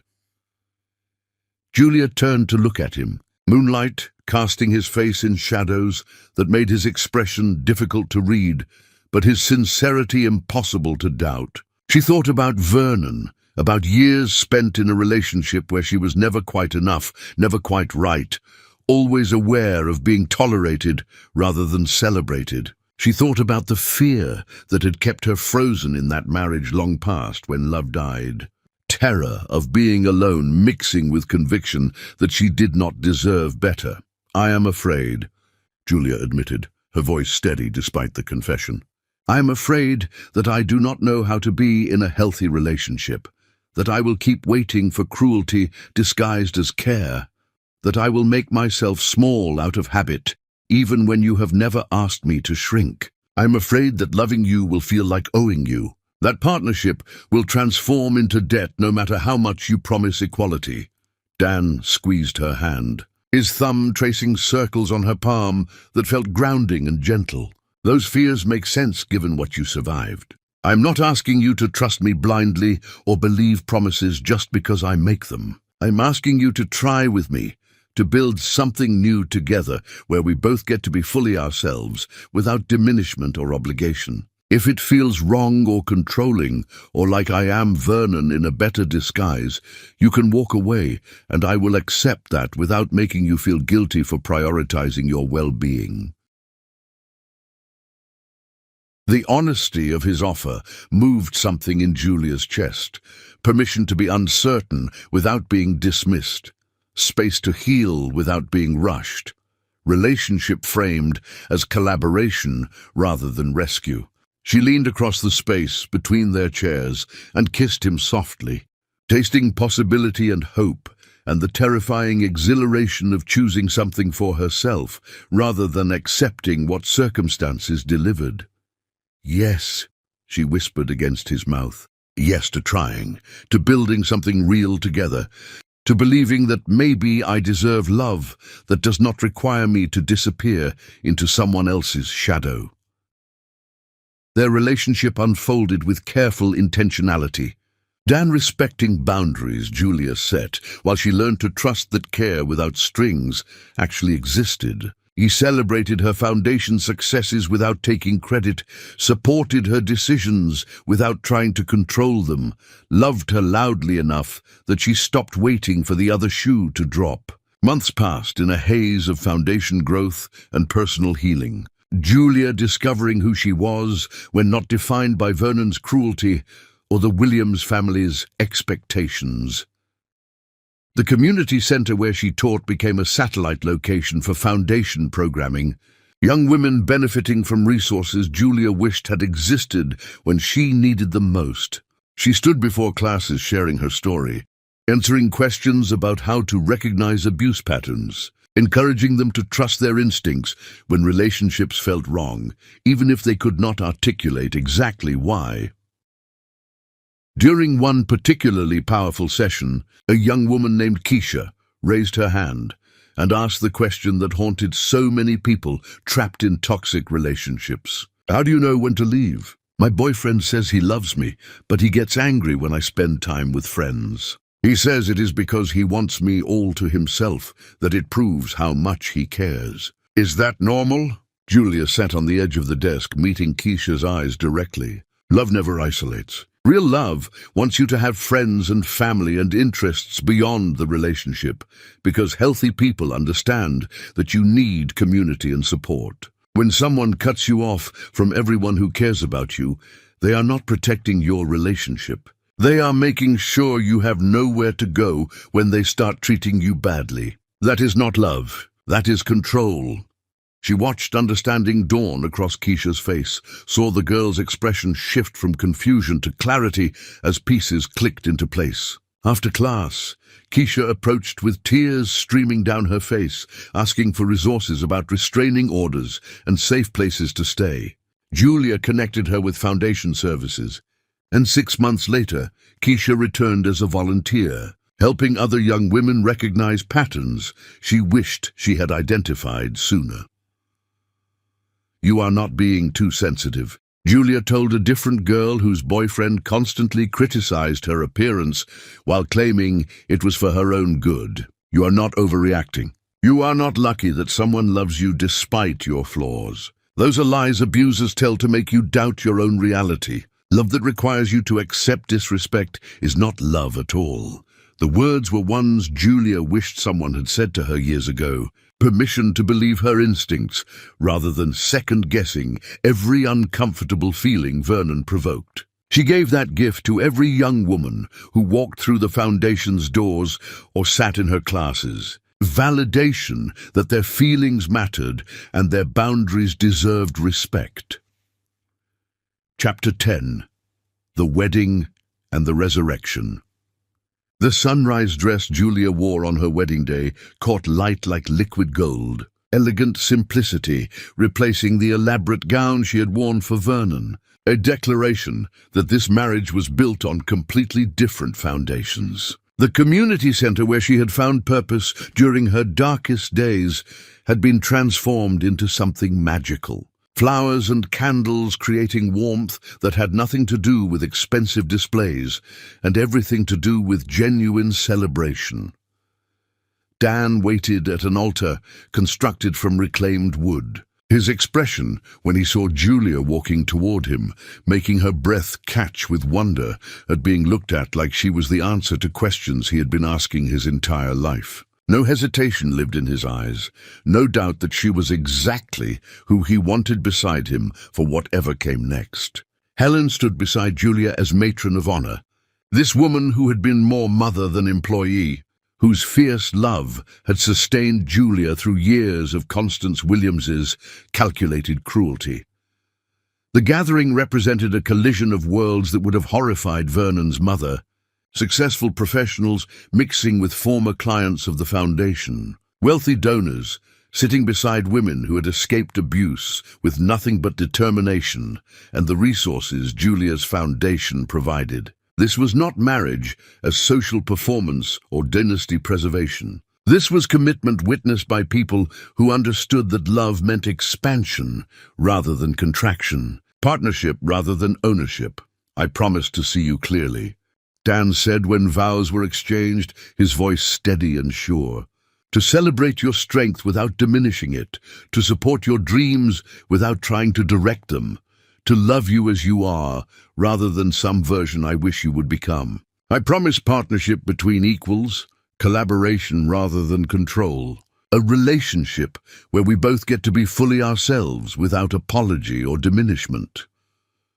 Julia spoke her own vows through tears that blurred her vision, but not her certainty. I promise to trust that love can be healthy, that care does not require debt repayment, that choosing each other daily is stronger than childhood promises made by people who did not understand what they were committing to. I promise to bring my whole self rather than edited versions designed not to threaten or inconvenience. I promise to believe I deserve everything you offer, rather than constantly waiting for it to be taken away. The kiss that sealed their marriage felt like beginning rather than culmination. First breath of new life rather than final chapter of old story. The reception transformed into celebration of survival and transformation. Speakers telling stories about how the foundation had changed their trajectories, given them resources to escape and rebuild, reminded them they were never the problem despite years of being told otherwise. Julia stood at the microphone during dinner, looking out at faces that represented her journey from devastation to triumph, and found words that felt true in ways nothing she said during her first marriage ever had.